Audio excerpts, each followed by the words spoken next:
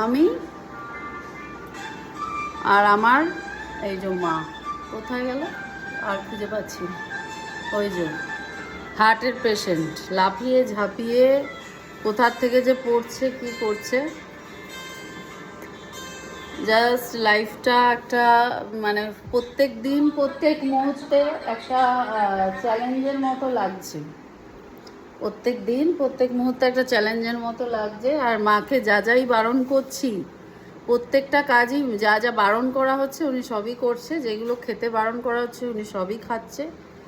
আর হাঁপাতে হাঁপাতে পিছন দিয়ে সামনে দিয়ে যাচ্ছে। বুঝতে পারছি না কি করব, প্রত্যেক মুহূর্ত একটা অগ্নি পরীক্ষার মধ্যে দিয়ে যাচ্ছি। আমি আমি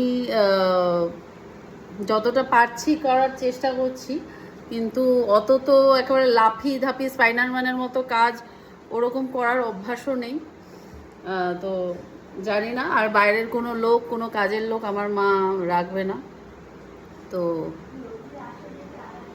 অবভিয়াসলি বাইরের কোনো লোককে, সেই বিশ্বস্ত না হলে বাইরের কোনো লোককে ঢুকিয়ে যে খুব একটা ভালো হবে, বরঞ্চ তারা আসবে তার জন্য অপেক্ষা করে বাসন রেখে সব কিছু করে বসে থাকা, সেটা আর এক হেডেক। সেটা আমিও ফিল করেছি আমার বাড়িতে যখন আমি রেখেছি। নিজেরা করতে পারলে ভালো, কিন্তু উপরি একটা ওই বাসন মাজা, ঘর ঝাড় দেওয়া, মোছা, তাও আমার মায়ের টাইমিংয়ের সাথে মা দেখা গেল যে ও ঘর ঝাড় দিয়ে মুছে গেল, মা আবারও ঝাড় দিচ্ছে। হয়তো হালকা হবে ঝাড় দেওয়াটা, হালকা একবার দিলেই হয়ে যাবে। আমি চেষ্টা করছি যে ঘর যাতে ওই ইয়েটা দিয়ে মোছা যায়। আর ঝাড় দেওয়ার ব্যাপারটা তো একবারেই বিকালে, সকালে হালকা আর বিকালে একবারে সেই দেবেই উনি, হালকা ওরকম করতেই থাকে। আমার কথা তো শোনে না। তো ওনার মতামত ওনার কাছে সেরা, কিন্তু ওনার যে একটা বড় রকমের স্টেন্টিং হয়েছে, হার্ট প্রায় অ্যাটাকের মতোই একটা ব্যাপার, হার্ট অ্যাটাক হয়ে গেছিলো, যেটা উনি এত কাজ করে যে হার্ট অ্যাটাক হয়েও ভাবছে যে আমি কি কোন শরীরের ভিতরে রয়েছি, যে অ্যাটাক হয়ে গেলাম, যে তারপরেও সে এরকম দৌড়াচ্ছে, ইয়ে করছে, আমাকে মানছে না। হার্টও মানে ইয়ে ফিল করছে, যে অসম্মানিত ফিল করছে। হ্যাঁ, যে কার শরীরের ভিতরে আমি দপদপ করে বেড়াচ্ছি, যে আমায় হার্ট অ্যাটাক হয়ে যাচ্ছি, তাও সে বসে থাকছে না, উঠে লাফিয়ে চলে বেড়াচ্ছে, বলছে আমায় ধাচ্ছে না। কিছু কিছু মানুষ এরকম হাইপার অ্যাক্টিভ হয়, এগুলো ঠিক না। শরীরটাকেও যত্ন করা উচিত, কিন্তু কাজ ছাড়া অনেকে কাজকে ভালোবাসে এত যে কাজ ছাড়া, কিন্তু যখন বয়স বাড়ে তখন সেই অনুযায়ী আমাদের শরীরটাকে ইম্পর্টেন্স দেওয়া উচিত, ঠিকঠাক রেস্ট নেওয়া উচিত, কিন্তু শুনছে তো না। আর কি বলবো, এরকম কন্ডিশন, ভীষণই চিন্তা করে করে অনেক রাত ঘুমাচ্ছি না, চোখ মুখের নিচে তো প্রায় কালি পড়ে গেছে। আর এই সব চলছে লাইফে। প্রত্যেক মুহূর্ত একটা চ্যালেঞ্জ, প্রত্যেক মুহূর্ত একটা স্ট্রাগল, কিন্তু চিন্তা করে অ্যাংজাইটি করে দেখলাম কোনো লাভ নেই। কেউ আসে না হেল্প করতে, কেউ আসে না, অন্তত রক্তের লোকের থেকে তো আশা করাই উচিত না। আমি তো আজ অবধি পাইনি, আমি আমার কোনো রক্তের লোককে তেমনভাবে জানাইও নি। আসে যারা হেল্প করে তারা সবই রক্ত ছাড়াই লোক, বিকজ আমার মায়ের যে ইয়েটা হলো সেখানে আমার হসপিটালের লোকজন ভীষণই হেল্প করেছে, যত তাড়াতাড়ি সম্ভব ইয়ে করার চেষ্টা। আমার যেহেতু আমি ওই হসপিটালে আগে জব করেছি, তো সবাই আমার চেনা পড়ে গেছিলো। তাছাড়া মাই প্রেজেন্ট হাজব্যান্ড, সেও ওখানে জব করে, তো তার জন্য প্রচুর হেল্প আমি পেয়েছি ভগবানের কৃপায়। একটা বলে কি, রাখে হরি মারেকে, তার নিজের ভাগ্যেও বাঁচা থাকতে হয়, আর তখন তাহলে হেল্পটাও সেইভাবে পাওয়া যায়। যদি তার ভাগ্য ইয়ে হয়, সেই সময় সেই ডাক্তার, সেই সময় সেই মানুষগুলোকে পাওয়া যায় না, হয়তো ছুটিতে চলে যায়। আর সেই সময়ে যখন সে হসপিটালে রয়েছে এবং সেই সময় সব চেনা লোকগুলো পেয়ে যাওয়া, এটাও তারই ভাগ্য। মানুষ নিজের ভাগ্যেই বাঁচে।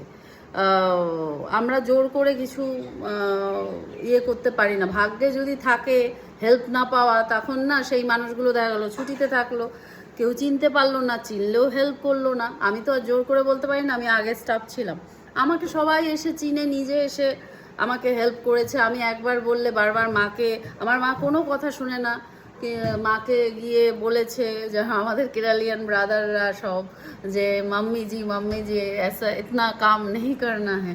তো এইগুলোই মানে মনে হয় যতটুকু চাকরি করেছি ভীষণ মানে কিছু তো রেপুটেশন করেছি, কিছু ভালো করেছি। আমি ওখানকার স্টুডেন্টও ওই হসপিটালে, তো তার সেই ফলগুলো যখন এখন পাই, আবার গিয়ে মনে হয় যে না, যা কিছু করেছিলাম তার জন্য এই ফল পাচ্ছি, কাজ ভালো করেছি বা রেপুটেশন ভালো ছিল বলেই এই ফল পাচ্ছি।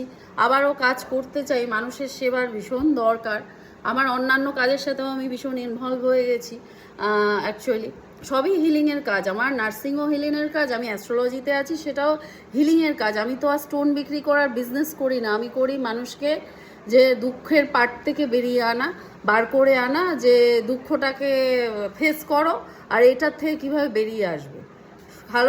খারাপ সময় যে আমারও তো সময় এরকম যাচ্ছে, তা এটাকে ফেস করতে হবে। আমারও অ্যাংজাইটি হয়েছে, আমি অ্যাস্ট্রোলজার, আমি ভবিষ্যৎ লোককে বলছি, আমি নিজেরটাও দেখছি, কিন্তু সবাইকে সব কিছু ফেস করতে হবে। আর নিজে যারা কষ্টের ভিতর দিয়ে যায় তারাই একজনকে কষ্টের ভিতর থেকে ভালো করে বার করতে পারে। আর এমপ্যাথেটিক ভীষণ হওয়া দরকার। আজকে আমার মা অসুস্থ হয়ে আমি যতটা অসহায় ফিল করেছি হসপিটালে, অসহায় মানে যতই সাপোর্ট থাকুক, আমাদের তো ম্যান পাওয়ার অত নেই, আমার হাজব্যান্ড আর আমি দৌড়াদৌড়ি যা করার করেছি। এবার তো সেই জায়গায় গিয়ে বুঝতে পারি যে কত মানুষ দেখছিলাম কান্নাকাটি করছে ওখানে, অনেক মানুষ মাথায় হাত দিয়ে বসে রয়েছে, যেগুলো দেখে বোঝা যায় যে একবার মানুষ যে এত লাফায় জাপায় নাচ করে গান করে, হসপিটালে একবার যাওয়া দরকার, শ্মশানে একবার যাওয়া দরকার। যখনই মানুষ বেশি ওড়ে তাদের হসপিটালে একবার গিয়ে বসা দরকার। আর তখন বোঝা যায় যে আসল বাস্তবটা এটা মানুষ বেশি উঠলে নামতেও হবে, পড়তেও হবে। আর হসপিটালে সবাইকে যেতেই হয়, মানুষের নিজের শরীর আছে, নিজের আত্মীয় স্বজনের শরীর আছে, আর শরীর থাকলে খারাপ হয়। আর শ্মশানে গেলেও বোঝা যায় লাইফের এন্ডটা এটা। তাই লাফালাফি, অহংকার, ঝগড়া, একে ওকে অভিশাপ করা বা ওই তো কাউকে দেখে জেলাসি করা, এগুলো করে কোনো লাভ নেই। কোনটা যে কার সাথে কার উপর নিজের উপরই চলে আসবে, এইসব ব্যাড নেগেটিভিটি যদি ছড়ানো হয়, সেটা কেউ কখনোই জানে না। তো এটাই একটা ব্যাপার, হসপিটালে যাওয়া দরকার। যখনই বিশাল নিজেকে একটা বড় কিছু মনে হয়, তখন একবার হসপিটালে গিয়ে বসা দরকার, যে লাইফের ফ্যাক্ট এটা। গিজগিজ করছে লোক, গিজগিজ করছে সব চিন্তিত মুখ চারিদিকে, তাদের কারো মা হসপিটালে ভর্তি, আমি নিজেও, আমার মা হসপিটালে যখন ওইদিকে, তখন আমার প্রত্যেকটা মুহূর্ত আমারই ইয়েতে কাটছে। আমি তো ঘুমাতেই পারছিলাম না। তো ঘুমাতে পারা, বসতে পারা কিছুই না। আমার তো আর ভাই বোন নেই, আমি একা। আমি যাদেরকে মন থেকে ভরসা করি আমি তাদেরকেই শুধু জানিয়েছি, এবং তাদের থেকে যতটুকু যা সাপোর্ট মেন্টালি আমি পেয়েছি, বিশেষ কিছু কাউকে আমি বলিনি, আর বললে জানি লাভ হবে না, তাই শুধু সবাইকে বলে লাভ নেই। আর আমার হসপিটালের লোকজন সত্যি ভালোভাবে, যেহেতু আমি স্টাফ ছিলাম, মানে আমার মা তো একটা বাচ্চাদের মতো, তাকে সামলানো খুব মুশকিল ব্যাপার। ডাক্তারও এক কপি ছবি দিতে বলেছিল। যাই হোক, আরে ওই ছবি আলাদা, তুমি ছটপট করো বলে তোমায় বলেছে, আমার হাজব্যান্ডকে বলেছি শাশুড়ির এক কপি ছবি দিয়ে যাবে। হ্যাঁ, তো জানি না, সুগারটা এখনো আনকন্ট্রোল এখনো আছে, সুগারটা কন্ট্রোল করতে হবে। তো দেখা যাক। তো সবাই সবসময় সাবধানে থাকো, আর জীবনে সমস্যা আসবে, সেটাকে ফেস করার জন্য অলওয়েজ রেডি থাকা দরকার। আর যখন হাওয়ায় সবাই কেউ উঠছো, তখন একবার হসপিটালগুলোতে গিয়ে একটু বসো আর চারিদিকের মুখগুলো দেখো, কারো কোনো অসুস্থতা ছাড়াই গিয়ে যেও, তাহলে বুঝবে যে বাস্তবটা এটাই হচ্ছে বাস্তব। সবাইকে এই দিনগুলো ফেস করতে হবে, সবার জীবনে কোনো না কোনোভাবে ঘুরে এই দিনগুলো আসবে। তখন এই হাওয়ায় ওড়া, তারপরে লোকের সাথে বিচিং করা, লোককে খারাপ বলা বা লোকেরকে দেখে জেলাসি করে লোকের ক্ষতি চাওয়া, এগুলো আর আসবে না। তখন মনে হবে তখন আমার নিজের লোকটা সুস্থ হয়ে যাক, বা এই যে এত চিন্তিত মুখ দেখে তখন লাইফের ওটাই মেন ইয়ে হয়ে যায় যে সুস্থতাই সব থেকে বড় জিনিস নিজের এবং নিজের ঘরের লোকের। তো দ্যাটস ইট। থ্যাংক ইউ, সবাই ভালো থেকো।